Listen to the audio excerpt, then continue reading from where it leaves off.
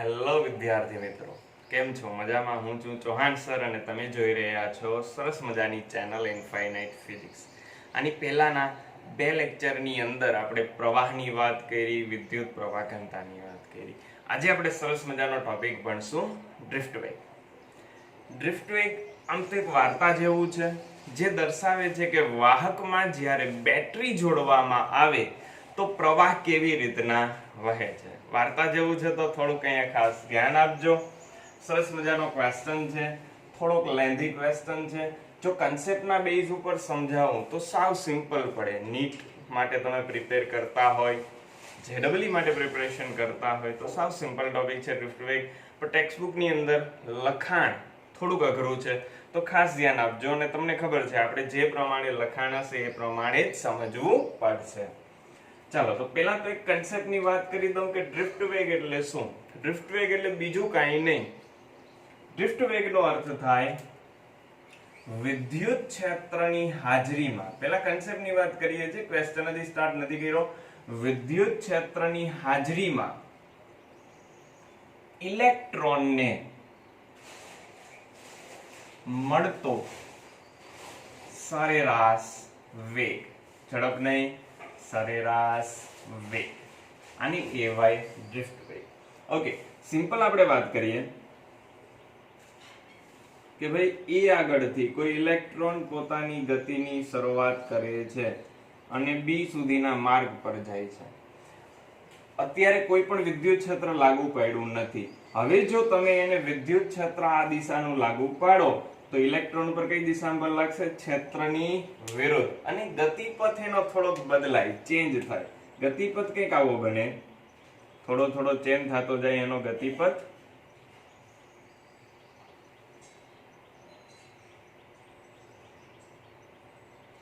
અને થોડોક ખસે વાહકની અંદર. એ શું થશે? થોડોક ખસે. આ જે સ્થાનાંતર મળ્યું એને અનુરૂપ વેગ, એને કહેવાય ડ્રિફ્ટ વેગ. હજી મગજમાં નહીં વિતરું હોય, આપણે સિમ્પલ ઉદાહરણ દ્વારા એ વસ્તુને સમજીએ. કોઈ વાહક હોય, તમે આમાં વિદ્યુત ક્ષેત્ર નથી આપ્યું તો ઇલેક્ટ્રોન છે એ રેન્ડમ ગતિ કરશે, ગમે એમ, અસ્તવ્યસ્ત, ગમે તે માર્ગ પર, બરોબર.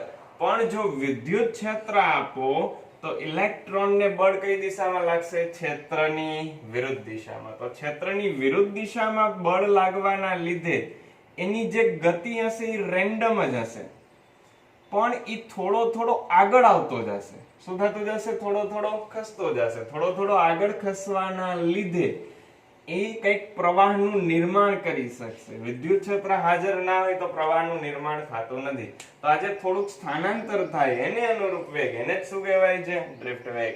ચાલો હવે ક્વેશ્ચનની શરૂઆત કરીએ. આપણે ક્વેશ્ચન સમજીએ પહેલેથી કે ભાઈ ક્વેશ્ચન હકીકતમાં કેવા શું માંગે છે. ચાલો, તો પહેલા આપણે એક વાહક ધારીએ. ફરીથી આપણો વાહક, ક્વેશ્ચન થોડોક મોટો છે, બોર્ડ થોડુંક નાનું પડે છે, એટલે વારંવાર આપણે એ વસ્તુ છે આગળની કાઢવી પડશે. તો ખાસ ધ્યાન આપજો. આપણા ધન વિદ્યુત ભાર છે.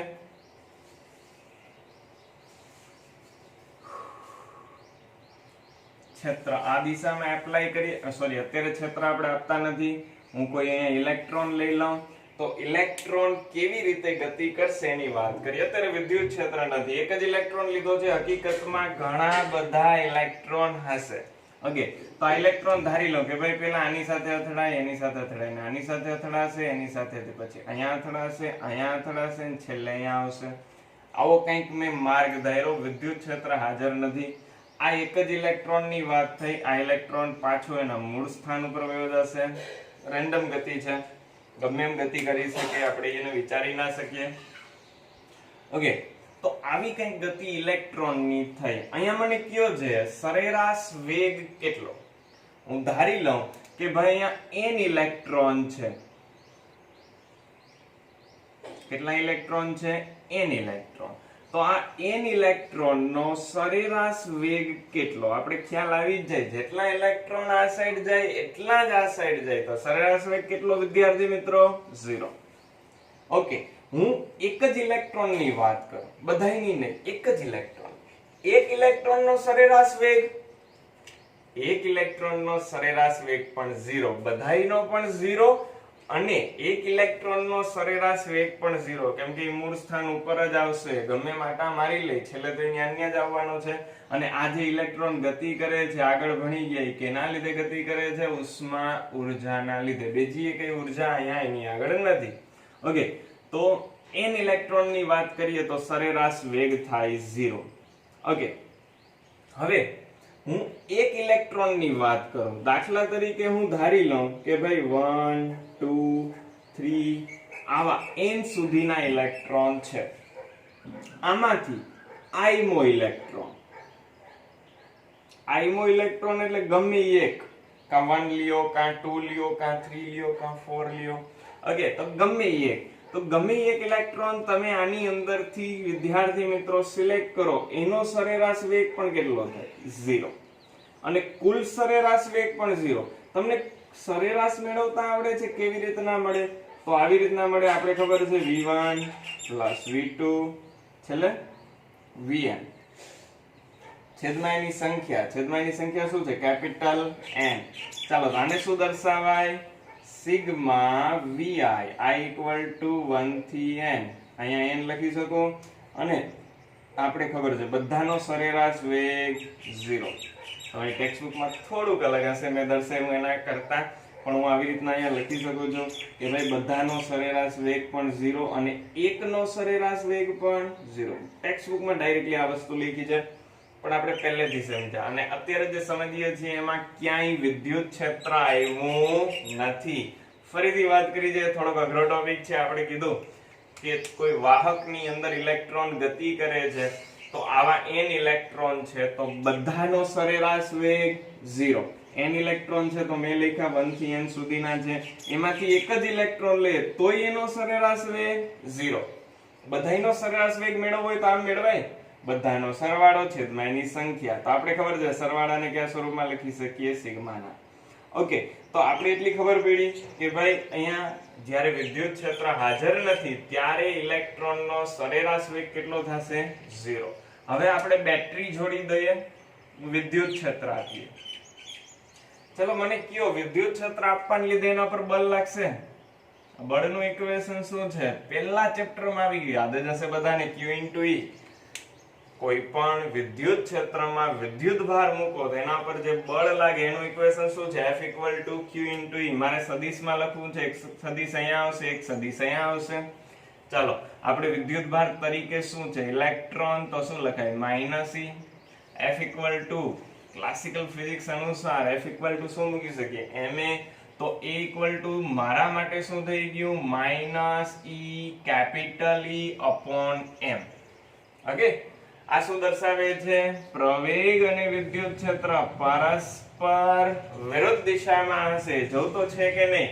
વિદ્યુત ક્ષેત્ર એપ્લાય આ દિશામાં કર્યું અને ઇલેક્ટ્રોનને ઇન કેસ પ્રવેગ મળ્યો હશે, કઈ દિશામાં મળ્યો હશે? એની વિરુદ્ધ દિશામાં. ટૂંકમાં આટલો પ્રવેગ મળે.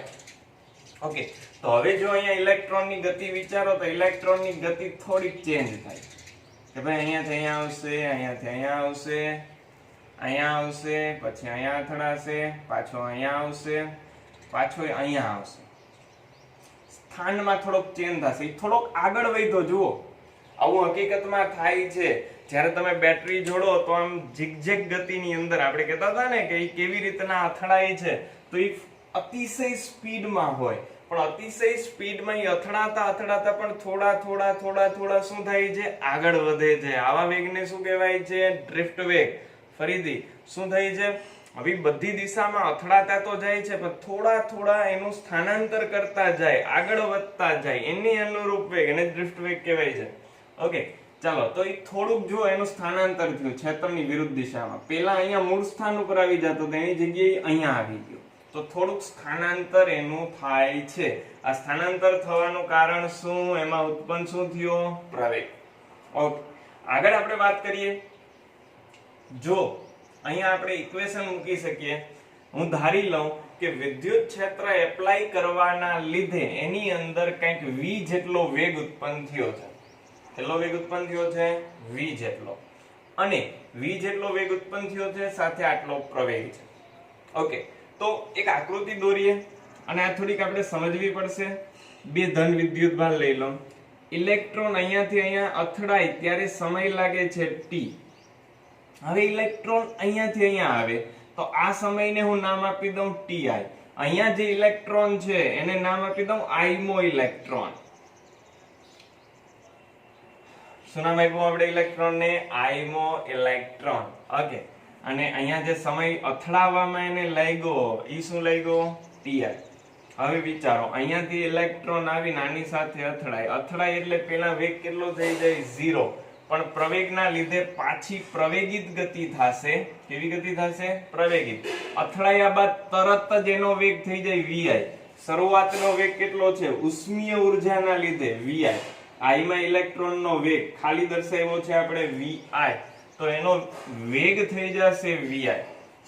ઓકે, અને vi જેટલા શરૂઆતના વેગ સાથે આગળ વધશે ને આની સાથે અથડાશે તો અહીંયા બે વચ્ચે જે સમયગાળો લાગે વિદ્યાર્થી મિત્રો એ કેટલો છે? ti. ફરીથી કહેવાનો અર્થ એટલો જ છે, અહીંયાથી જ્યારે એ અથડાય એટલે વેગ 0 થાય પણ ફરીથી પ્રવેગિત થાય. હવે જ્યારે પોતાની ગતિ સ્ટાર્ટ કરશે ત્યારે એનો શરૂઆતનો વેગ કેટલો હશે? vi. કેટલો હશે? vi. એ vi વેગ કેના લીધે મળ્યો હશે? એને ઉષ્મીય ઉર્જાના લીધે. અહીંયા જે વેગ હતો એ જ. ઓકે, તો vi જેટલો વેગ હશે, સમય પસાર થયો ti જેટલો. ધારી લો કે ભાઈ એને આ દરમિયાન કેપિટલ vi જેટલો વેગ મળ્યો. આ સ્મોલ vi. આવી રીતના આને દર્શાવીએ. સ્મોલ vi એટલે શરૂઆતનો વેગ, સ્મોલ vi એટલે શરૂઆતનો વેગ અને કેપિટલ vi એટલે અંતિમ વેગ. તો તમારી આગળ એવું એક સૂત્ર છે જેમાં શરૂઆત અને અંતિમનો વેગ આવે તો આપણે યાદ છે કે ઇક્વેશન vi equal to યાદ છે ને v equal to v0 plus at. તો vi એટલે અંતિમ વેગ, સ્મોલ v એટલે પ્રારંભિક વેગ પ્લસ at. ઓકે, ચાલો હવે આની જગ્યાએ જુઓ જે આપણે શું મૂકી શકીએ. આની જગ્યાએ તમે મૂકી શકો છો અત્યારે પ્રવેગની જગ્યાએ શું મૂકી શકીએ? Minus e upon m into સમય કેટલો પસાર થયો? ti. ઓકે, હવે હું છે બધાય પદમાં સરેરાશ લઈ લઉં તો અહીંયા પણ સરેરાશ, અહીંયા પણ સરેરાશ, અહીંયા પણ સરેરાશ. તો vi તમે વિચારો, મેં શરૂઆતમાં જ કીધું હતું વિદ્યુત ક્ષેત્રની હાજરીમાં ઇલેક્ટ્રોનનો સરેરાશ વેગ, બધા ઇલેક્ટ્રોનનો સરેરાશ વેગ, વિદ્યુત ક્ષેત્રની હાજરીમાં બધા ઇલેક્ટ્રોનનો સરેરાશ વેગ ઈ થયું ને. વિદ્યુત ક્ષેત્રની હાજરીનો વેગ છે તો એને જ કહેવાય ડ્રિફ્ટ વેગ. ડ્રિફ્ટ વેગને આપણે દર્શાવાય vd વડે. ઓકે, vi એટલે શરૂઆતના વેગનું સરેરાશ. તો શરૂઆતના વેગનું સરેરાશ કેટલું છે? 0. આ છે માઈનસ અહીંયાથી e upon m બાર ti નું સરેરાશ. ચાલો હવે વાત કરશું ti ના સરેરાશની. ti શું છે? ti અત્યારે છે ક્રમિક બે અથડામણ વચ્ચેનો સમય. શું છે આ? ક્રમિક બે અથડામણ વચ્ચેનો સમય. ચાલો, તો ક્રમિક બે અથડામણ વચ્ચેના સમયને એક વ્યાખ્યા તરીકે આપણે દર્શાવશું. એને નામ આપશું આપણે રિલેક્સેશન સમય. શું નામ આપશું એને આપણે? રિલેક્સેશન સમય. ક્રમિક બે અથડામણ વચ્ચે લાગતા સરેરાશ સમયને, સરેરાશ શબ્દ વાપરવો જરૂરી છે. સરેરાશ સમયને શું કહેવાય છે? રિલેક્સેશન સમય. રિલેક્સેશન સમય કહે છે. રિલેક્સેશન સમય એટલે આરામ કરવાનો ટાઈમ. અહીંયા જુઓ છે, અહીંયા એક વખત એ અથડાઈ ગયો, પછી અહીંયા બીજી વખત અથડાશે, તો આ બે વચ્ચેનો સમય એને કહેવાય રિલેક્સેશન સમય અને એને દર્શાવાય τ વડે. એટલે કે આટલા ભાગમાં એ આરામ કરશે, કોઈ સાથે અથડાશે નહીં, એટલા માટે શબ્દ શું વાપર્યો છે? રિલેક્સેશન સમય. બરોબર? શું થાય રિલેક્સેશન સમય? એટલે ક્રમિક બે અથડામણ વચ્ચે લાગતો સરેરાશ સમય. આ સરેરાશ સમય છે વિદ્યાર્થી મિત્રો. ઘણી બધી વખત એવું બને કે આપણે જે τ મેળવ્યો હોય એના કરતા અથડામણમાં વધારે પણ સમય લાગે અને એના કરતા ઓછો સમય પણ લાગે. દાખલા તરીકે કોઈ ઇલેક્ટ્રોન છે, અહીંયાથી આવીને આમ લાંબુ અંતર કાપીને પછી અથડાય તો સમય વધારે લાગે, નજીકમાં જ અથડાઈ જાય તો સમય ઓછો લાગે. પણ આપણે શું લેવાનું છે? એનું સરેરાશ. બરોબર, તો ઈ વેલ્યુ ટો કરતા મોટી પણ હોઈ શકે અને ટો કરતા નાની પણ હોઈ શકે. તો ચાલો ti આ અથડામણના સમયનું સરેરાશ એને કહેવાય રિલેક્સેશન સમય. તો vd equal to minus ee upon m into tau. તો આ ડ્રિફ્ટ વેગનું ઇક્વેશન થઈ ગયું. વિદ્યાર્થી મિત્રો, અહીંયા વેગ અચળ રહેવો જોઈએ. વેગ અચળ રહે તો જ પ્રવાહ વિદ્યુતમાં આવે. જો વેગ અચળ ના રહે તો એ કેની અંદર આવે?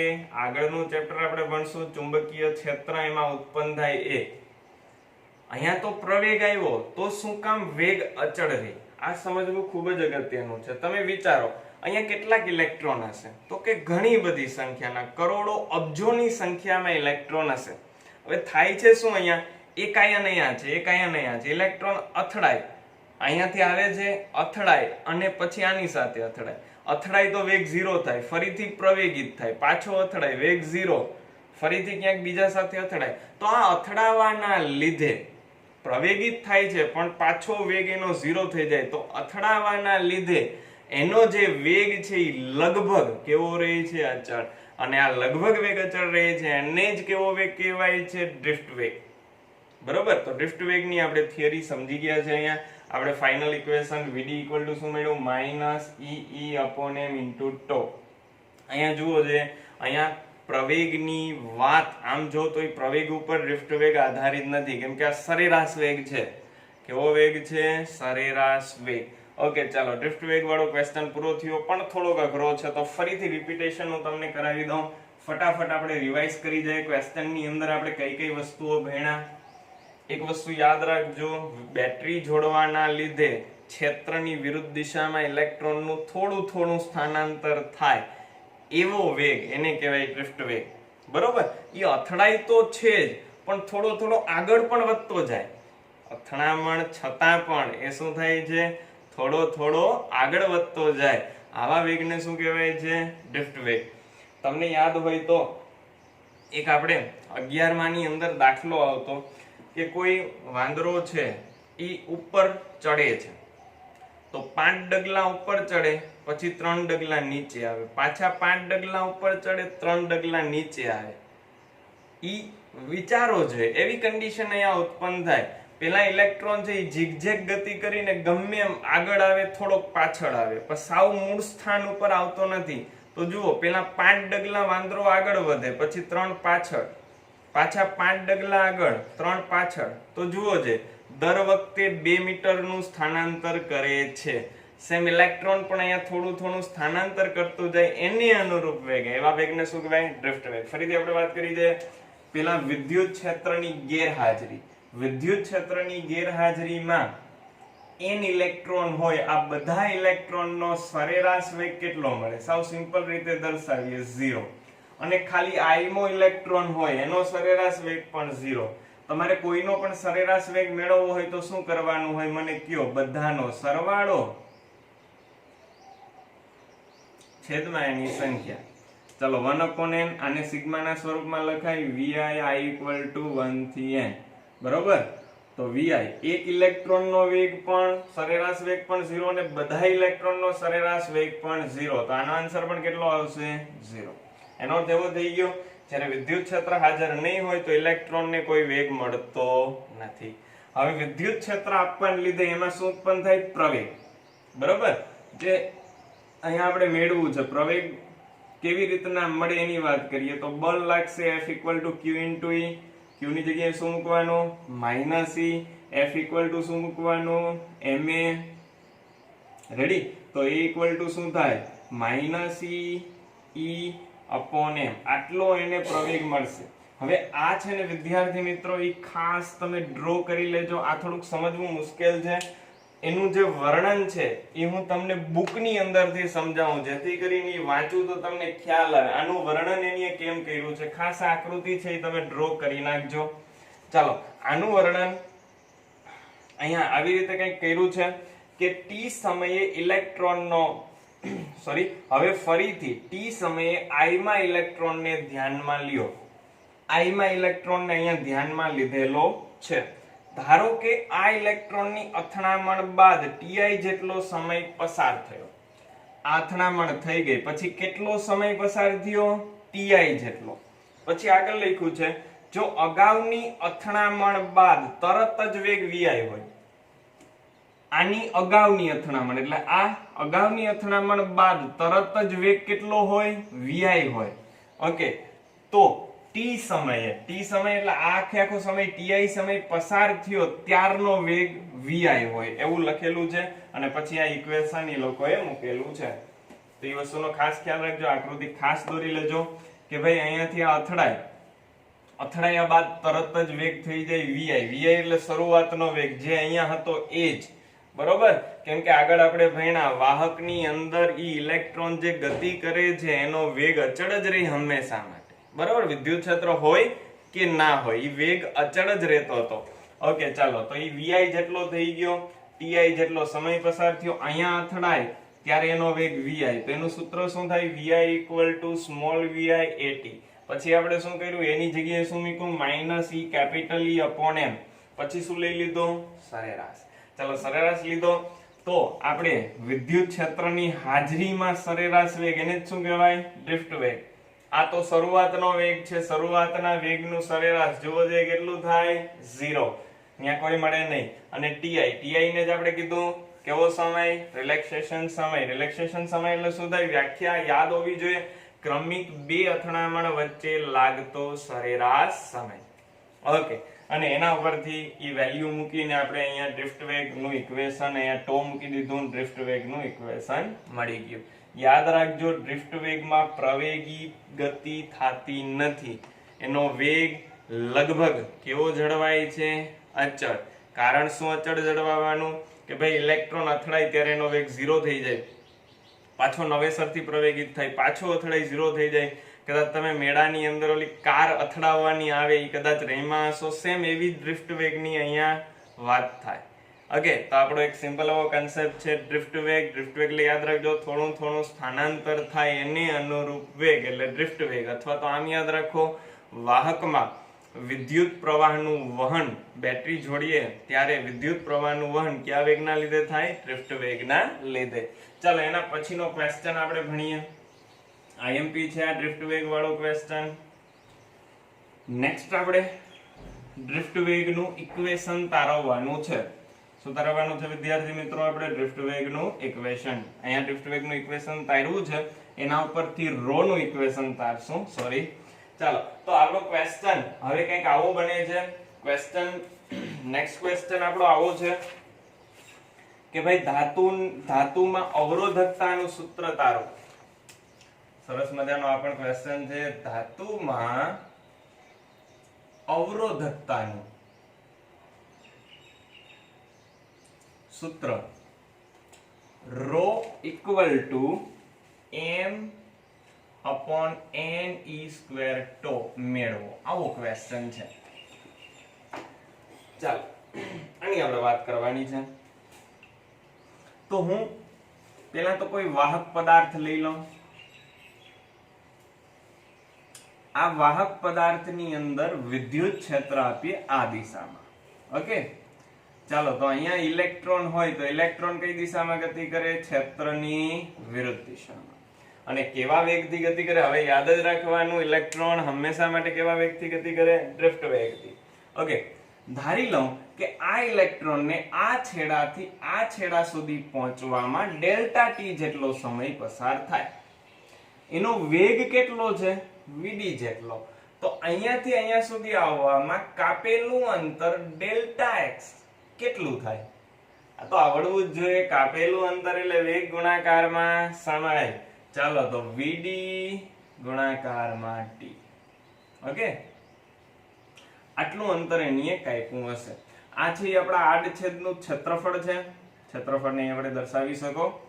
અને તમે એક વસ્તુ નોટ કરો, વિદ્યુત ક્ષેત્ર આપણા સપાટીને કેવું છે? લંબ છે. વિદ્યુત ક્ષેત્ર કેવું છે? સપાટીને લંબ છે. ચાલો, આગળ આપણે વાત કરીએ. હવે અહીંયા મારે મેળવવું છે કદ. અહીંયા હું થોડાક સ્ટેપ જે સૂત્ર તારવવાનું છે એમાં થોડાક સ્ટેપ વધારે લખીશ, તો તમારે આ ક્વેશ્ચન લખવો હોય તો તમે લખી શકો. કદ એટલે શું થાય? આ કેવો આકાર છે? નળાકાર. નળાકારનું કદ એટલે શું થાય? ક્ષેત્રફળ ગુણાકારમાં લંબાઈ પાઈ r સ્ક્વેર l. પાઈ આર સ્ક્વેર એટલે ક્ષેત્રફળ, તો ક્ષેત્રફળ ગુણાકારમાં લંબાઈ, લંબાઈ એટલે ડેલ્ટા એક્સ. ચાલો તો ક્ષેત્રફળ ગુણાકારમાં ડેલ્ટા એક્સ એટલે શું થાય? વીડી ઇન્ટુ ડેલ્ટા ટી. આપણે કદ મેળવ્યું. હવે સ્મોલ એન ની વાત કરીએ. સ્મોલ એન એટલે આવું થાય, એકમ કદ દીઠ ઇલેક્ટ્રોનની સંખ્યા. શું થાય? સ્મોલ એન એટલે એકમ કદ દીઠ ઇલેક્ટ્રોનની સંખ્યા, અથવા તો બીજું નામ અપાય છે સંખ્યા ઘનતા. શું નામ અપાય છે? સંખ્યા ઘનતા. શું સૂત્ર થાય? મેં લખ્યું એના પરથી કયો? એકમ કદ દીઠ ઇલેક્ટ્રોનની સંખ્યા n. મારે ઇલેક્ટ્રોનની સંખ્યા મેળવવી છે તો સ્મોલ n ઇન્ટુ v. ચાલો તો ઇલેક્ટ્રોનની સંખ્યાને હું નામ આપી દઉં કેપિટલ N. તો કેપિટલ N ઇક્વલ ટુ શું થાય? સ્મોલ n સંખ્યા ઘનતા ગુણાકારમાં કદ. કદ કેટલું છે? કદ આપણું છે a vd ડેલ્ટા t. ચાલો સંખ્યા મેળવી. તમને વિદ્યુત ભાર મેળવતા આવડે? આપણે એક નિયમ ભણી ગયા, ક્વોન્ટમીકરણ. ક્વોન્ટમીકરણનું સૂત્ર શું હતું? q equal to ne. પણ અહીંયા જુઓ છે, આપણે વાત કરીએ છીએ જે ડાબી સાઈડ ઇલેક્ટ્રોન જાય એની, તો ઇલેક્ટ્રોનનો ચાર્જ નેગેટિવ હોય. ઓકે, ચાલો તો n ઇક્વલ ટુ શું થાય? n ઇક્વલ ટુ થશે small n a vd delta t into e. આ q મેળો. ઓકે, પણ કેવો મેળો? માઇનસ. આપણે આઈ થિંક વાત કરી ગયા છીએ પ્રવાહની. ઇલેક્ટ્રોનનો પ્રવાહ અને આપણે જે પ્રવાહ લઈ પરસ્પર વિરુદ્ધ દિશાનો હોય. કારણ તમને આઈ થિંક ખબર હશે, આની પહેલાના લેક્ચરમાં આપણે સમજી ગયા કે ભાઈ પેલા જે પ્રવાહ માનવામાં આવતું કે ધન વિદ્યુત ભારનો પ્રવાહ હોય. એ પછી જે થોમ્સને ઇલેક્ટ્રોનની શોધ કરી, પછી આપણે ખબર પડી કે પ્રવાહ કેના લીધે ઉત્પન્ન થાય? ઇલેક્ટ્રોનના લીધે. તો ધન વિદ્યુત ભારિત પ્રવાહની દિશા હોય ધન થી ઋણ, પણ ઇલેક્ટ્રોનના પ્રવાહની દિશા હોય ઋણ થી ધન. ઓકે, તો અહીંયા આપણે કહી શકીએ કે ભાઈ આ તો ઇલેક્ટ્રોનની દિશા થઈ. ઇલેક્ટ્રોનનો પ્રવાહ છે આ સાઈડ જાય, તો ધન વિદ્યુત ભારનો પ્રવાહ આ સાઈડ જવો જોઈએ. એટલે ખાલી શું થાય? ડાયરેક્શન ચેન્જ થાય. ડાયરેક્શન ચેન્જ થાય તો q ઇક્વલ ટુ અહીંયા માઇનસ છે એની જગ્યાએ શું આવી જાય? Plus na vd delta t e. અથવા તો ડાયરેક્શન ની વાત ના કરવી હોય તો હું કહી શકું કે અહીંયા જો પ્લસ વિદ્યુત ભાર લીધો હોય તો ne ખાલી એમને લખી શકો. ઓકે, હવે q એટલે શું થાય? q એટલે થાય i ડેલ્ટા t. સમય ડેલ્ટા t જેટલો છે, તો વિદ્યુત ભાર i ડેલ્ટા t શરૂઆતમાં જ ચેપ્ટરમાં બેના યાદ હોવું જ જોઈએ. ચાલો n a vd delta t into e. ચાલો તો ડેલ્ટા t શું થઈ ગયા? કટ. તો i ઇક્વલ ટુ શું મળ્યું વિદ્યાર્થી મિત્રો? n a vd e. a ને અહીંયા આવવા દે તો i upon a equal to ne. Ready? vd ની જગ્યાએ હમણાં જ આપણે કંઈક મૂક્યું હતું. શું મૂકી શકીએ? ડ્રિફ્ટ વેગની જગ્યાએ e capital e upon m into τ. હવે ઋણ મૂકવાની કઈ જરૂર નથી, નહીતર પ્રવાહ ઘનતા ઋણ થઈ જશે અહીંયા. તો એ ઋણ મૂકવાની કઈ જરૂર નથી. તો i upon a એટલે j equal to n e square τ e upon m. Okay, હવે જો હું અહીંયા સદિશ લખું તો અહીંયા પણ સદિશ છે, ઋણ નિશાની લખવી તો લખી શકો. બરોબર, પણ એની કોઈ અત્યારે આપણે જરૂર નથી. એક ઇક્વેશન ભણ્યા હતા, જો તમને યાદ હોય તો j equal to sigma e. ચલો વિદ્યાર્થી મિત્રો, આ બેને કમ્પેર કરો. આ ઓહમનો નિયમ છે, સદિશ સ્વરૂપમાં ભણી ગયા છીએ, યાદ હોવું જોઈએ. ચાલો આને કમ્પેર કરો. તો આને જ્યારે આપણે કમ્પેર કરશું તો આપણે સિગ્મા ઇક્વલ ટુ શું મળશે? અહીંયા હું કાઢી નાખું. બરોબર, આ ખાસ વિડિયો પોઝ કરી તમે આવી રીતે આ લખી લેજો, એટલે 100% તમને આવડી જશે. સિગ્મા ની વાત કરીએ. ચાલો કમ્પેર કરો. સિગ્મા ઇક્વલ ટુ શું થાય? n e square τ upon m. Okay, ચાલો આ સિગ્મા ને શું કહેવાય? વાહકતા. આપણે શું મેળવવાનું છે? અવરોધકતા. અવરોધકતા એટલે શું થાય? વાહકતાનો વ્યાસ. તો સૂત્ર શું મેળવ્યું? m upon n e square τ. જો તમને યાદ હોય વિદ્યાર્થી મિત્રો, તો આપણે રો ની વાત કરી હતી આગળ. ત્યારે આપણે કીધું હતું કે રો કેના ઉપર આધાર રાખે? તો તાપમાન ઉપર આધાર રાખે, અને બીજું આધાર રાખે મુક્ત થતા ઇલેક્ટ્રોનની સંખ્યા પર. તો મુક્ત થતા ઇલેક્ટ્રોનની સંખ્યા પર આધાર રાખે છે. તમે જોઈ શકો આને કહેવાય સંખ્યા ઘનતા. જે મુક્ત ઇલેક્ટ્રોનની સંખ્યા ઘનતા છે એ વ્યસ્ત ચલનમાં છે, તમને ખ્યાલ આવી જાય. તાપમાન અહીંયા નો આવ્યું તો તાપમાન પર આધાર કેમ રાખે? ધ્યાનથી સાંભળજો. જેમ તાપમાન વધે એમ અથડામણમાં શું થાય? વધારો. સિમ્પલ વસ્તુ છે. આપણે જેટલા ગરમ વધારે હોય એટલી બીજા વારે અથડામણ વધારે થાય, તો અહીંયા અથડામણ વધારે થશે. રિલેક્સેશન સમયની વ્યાખ્યા શું થાય? ક્રમિક બે અથડામણ વચ્ચે લાગતો સમય. તો અથડામણ ઝડપથી થાય તો રિલેક્સેશન સમય ઘટે, રિલેક્સેશન સમય ઘટે તો અવરોધકતા વધે. તાપમાન વધે, રિલેક્સેશન સમય ઘટે, રિલેક્સેશન સમય ઘટે તો અવરોધકતા વધે. તો બે વસ્તુ ઉપર આધાર રાખે છે. આ દ્રવ્યનો ગુણધર્મ છે. ઘણી બધી રીતે તમે અહીંયા અલગ અલગ સૂત્ર એકબીજા ઉપરથી તારવી શકો છો, પણ આપણે ફોકસ કેના ઉપર કરીએ છીએ? આપણે આપણી ટેક્સ્ટબુક ઉપર ફોકસ કરીએ છીએ. એટલે આપણે રો નું ઇક્વેશન આવું કંઈક અત્યારે મળે છે. Rho equal to m n e square upon τ. Okay, અહીંયા એક વસ્તુ વિચારો, એક પ્રશ્નનો મને જવાબ આપો. અહીંયા તો દળ આવ્યું, તમને યાદ હોય કે ના હોય, મને યાદ છે મેં ઉદાહરણ આપ્યું હતું કે એક ધાતુનો અલગ અલગ ટુકડા લ્યો, બેની સાઈઝ અલગ અલગ છે, લંબાઈ અલગ અલગ છે. લંબાઈ સાઈઝ અલગ અલગ હોય તો દળ અલગ અલગ હોય, છતાં પણ અવરોધકતા તો સરખી રહી. તો જો હું એમ કહી શકું કે ભાઈ મોટો ટુકડો હોય એની અવરોધકતા વધારે, નાનો એની ઓછી, પણ મેં એવું નહોતું કીધું. મેં શું કીધું હતું? અવરોધકતા કેવી રહી? સરખી. તો અહીંયા દળ આવે છે તો પણ મેં શું કામ એવું કીધું? ખાસ યાદ રાખજો, આ દળ પદાર્થનું નથી. સૂત્ર તારવો, તમને ઓટોમેટિકલી ખ્યાલ આવી જશે. આ જે દળ છે એ કેનું છે? ઇલેક્ટ્રોનનું. ઇલેક્ટ્રોનનું દળ તો ના બદલે ને. આ કેનું દળ છે? ઇલેક્ટ્રોનનું. આ પદાર્થનું દળ નથી. ક્યાંથી આપણે મૂક્યું હતું? જુઓ, ડ્રિફ્ટ વેગમાંથી. ડ્રિફ્ટ વેગમાં દળ કેનું આવતું હતું? ઇલેક્ટ્રોનનું. તો આ ખાસ યાદ રાખજો. ચલો આપણે નેક્સ્ટ ક્વેશ્ચન ભણશું. નેક્સ્ટ ક્વેશ્ચન છે આપણો મોબિલિટી. તો મોબિલિટી વિશે આપણે અત્યારે વાત કરશું. મોબિલિટી એટલે શું ભાઈ? શબ્દ વાંચો. એમોબિલિટી. એમો એટલે મૂવિંગ, મૂવિંગ એબિલિટી. આને કહેવાય મોબિલિટી. ગુજરાતીમાં કેવું હોય તો ગતિશીલ વિદ્યુતભાર.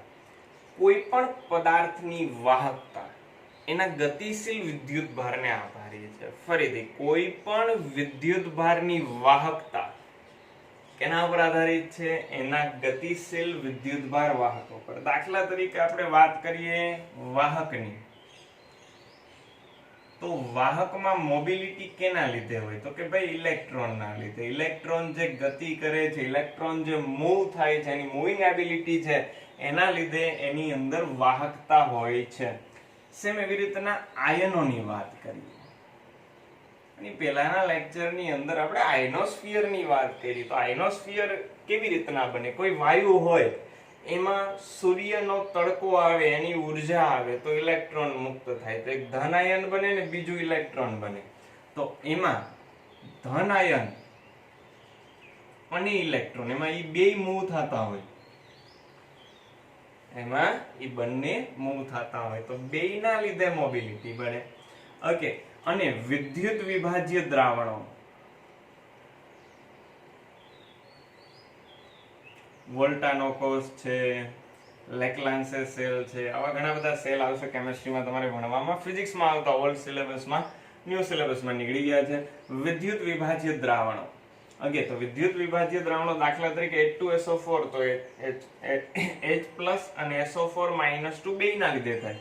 તેમાં ધન અને ઋણ આયન બેયના લીધે આવી ગતિશીલતા મળે. તો થોડીક આપણે વાત કરી કે ભાઈ વાહકમાં ગતિશીલતા કેના લીધે મળે? વાહકતા કેના લીધે મળે? ઇલેક્ટ્રોનના લીધે.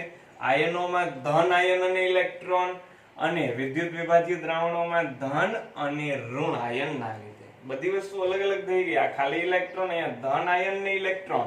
દાખલા તરીકે Cl હોય, એમાંથી એક ઇલેક્ટ્રોન બહાર નીકળે તો શું લખાય? Cl+ અને ઇલેક્ટ્રોન, એટલે એક આયન ને એક ઇલેક્ટ્રોન. બરાબર? ઓકે, Cl+ આવે છે કેમિસ્ટ્રીની અંદર. તમે જ્યારે આગળ MSc કરશો કેમિસ્ટ્રીમાં તો Cl+ પણ તમને જોવા મળશે. ઓકે, મેં ખાલી સાંભળેલું છે, ડીપ નોલેજ મને નથી. કેમિસ્ટ્રીનો ટોપિક છે. ઓકે, વિદ્યુત વિભાજ્ય દ્રાવણો એમાં ક્યાં ક્યાં બે આયન હોય? એક ધન અને બીજો ઋણ.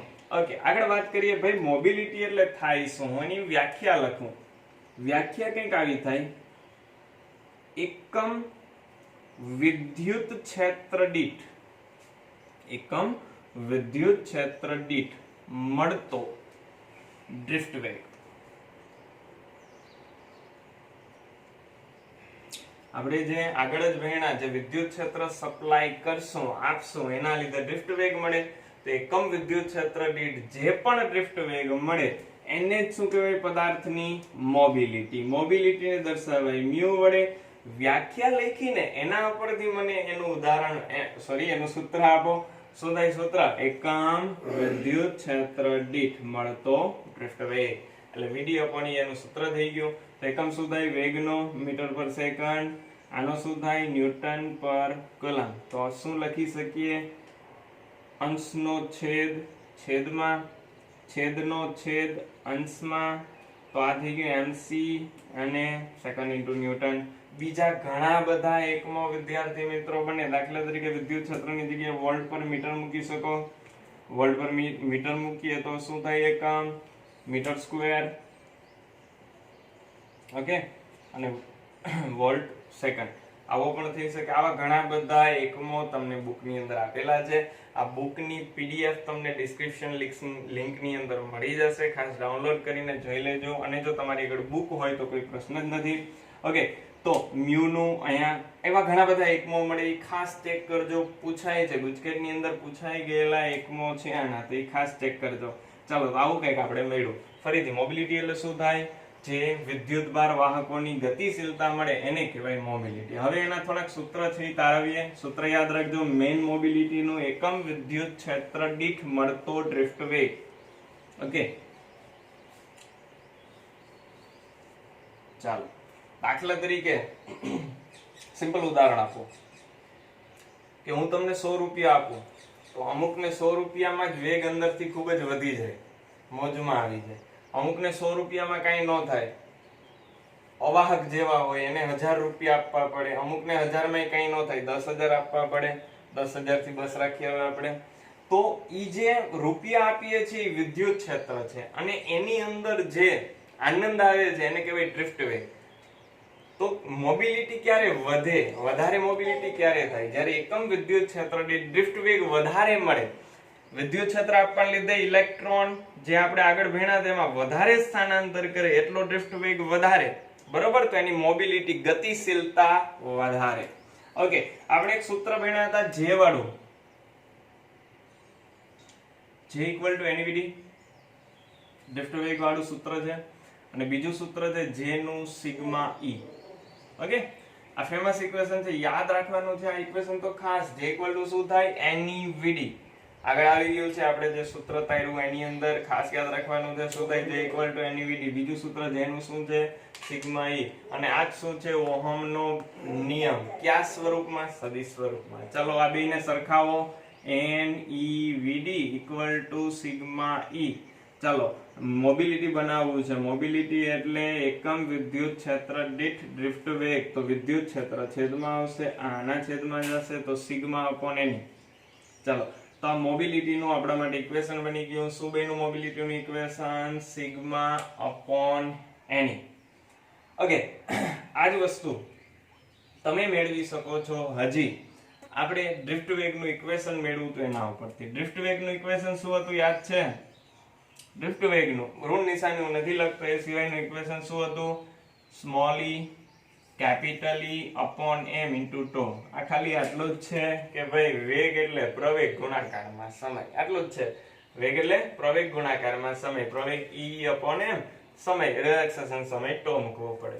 ચાલો, તો અહીંયા VD/E બનાવો. VD/E એટલે મોબિલિટી મ્યુ.